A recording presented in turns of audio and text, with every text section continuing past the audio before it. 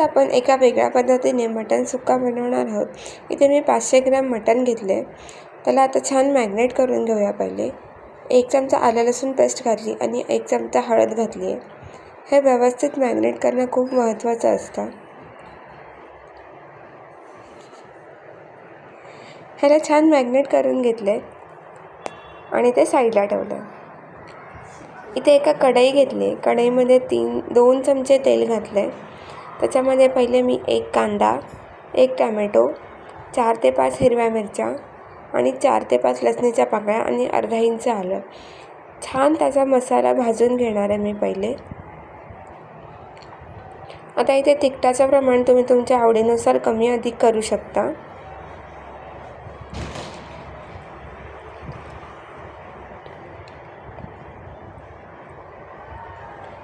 आता हा मसाला छान परतून घेतला आहे मी आधी.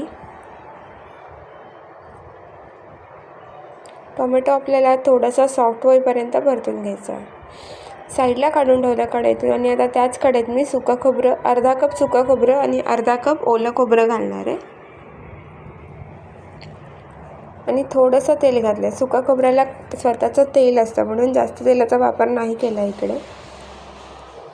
आता हे सुकं खोबरंसुद्धा आपल्याला व्यवस्थित परतून घ्यायचं आहे. सगळं व्यवस्थित परतून घेतल्यानंतर आपण जो कांदा टोमॅटो घातला होता तो सुद्धा 2 मिनटासाठी मी परतून घेतला आहे. मिश्रण साईडला ताटात काढून ठेवलं. त्याच्यानंतर आपण फोडणीची तयारी केली आहे ही सगळी. पुन्हा त्याच कढईमध्ये मी थोडंसं तेल घातलं. 2 तमालपत्र घातले, 1 चक्री फूल, 2 काळी मिरी आणि 2 लवंगा, छोटासा दालचिनीचा तुकडा घातला आहे. त्याच्यानंतर आपल्याला 1 कांदा मध्यम आकाराचा बारीक चिरून घेतला, 1 टॅमॅटो घेतला आहे मध्यम आकाराचा, 1 हिरवी मिरची. हे सगळं आपल्याला व्यवस्थित परतून घ्यायचं आहे. कांदा आणि टॅमॅटो आपल्याला सॉफ्ट होईपर्यंत परतून घ्यायचं आहे. यावेळेला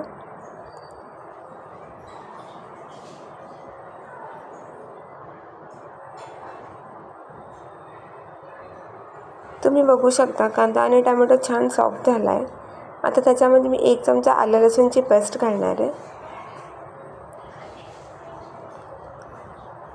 आलं लसूण पेस्टचा कच्चेपणा जाईपर्यंत आपण परतून घेऊया.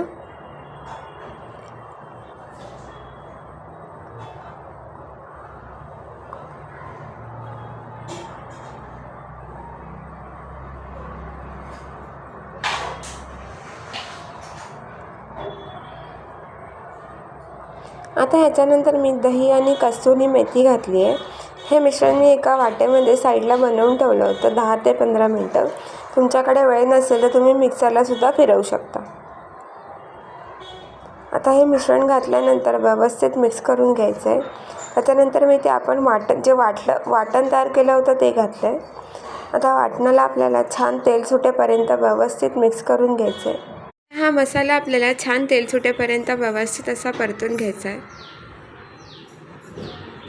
दही टाकल्यामुळे त्याला छान तेल सुटतं स्वतःचं असं. आपले मसाला छान परतून झालेला आहे. आता ह्याच्यात आपण पावडर मसाले घालणार आहोत. 1 चमचा मटण मसाला, 1 चमचा आलं पावडर घातली मी इकडे, 1 ते 1.5 चमचा लाल तिखट घातलं आहे, अर्धा चमचा हळद घातली आहे आणि हे मिश्रण आपल्याला व्यवस्थित मिक्स करून घ्यायचं आहे. 1 चमचा धनापूड आणि 1 चमचा जिरेपूड घातली आहे. आता हे सगळे मसाल्यांचा कच्चेपणा जाईपर्यंत आपल्याला छान असं परतून घ्यायचं आहे. आता हे मसाले आपण छान परतून घेणार आहोत.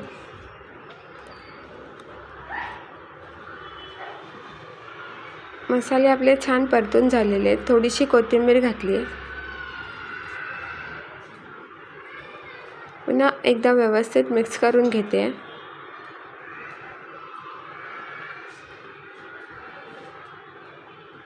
तुम्ही बघू शकता आधीपेक्षा आता मसाला खूप कमी दिसत असेल. त्याच्यानंतर मी इथे शिजवलेलं मटण घातलं आहे. मटण शिजलेलंच आहे. आता हे मटण आपल्याला एक ताट ठेवले, त्याच्यावरती थोडंसं पाणी ठेवलं आहे आणि त्याच्यानुसार हे मी शिजवून घेणार आहे. आपलं मटण छान शिजून झालेलं आहे, तुम्ही बघू शकता. आता हे मी सर्व करून घेते. आपला मटण सुक्का या ठिकाणी तयार झाला आहे. व्हिडिओ आवडल्यास सबस्क्राईब करा.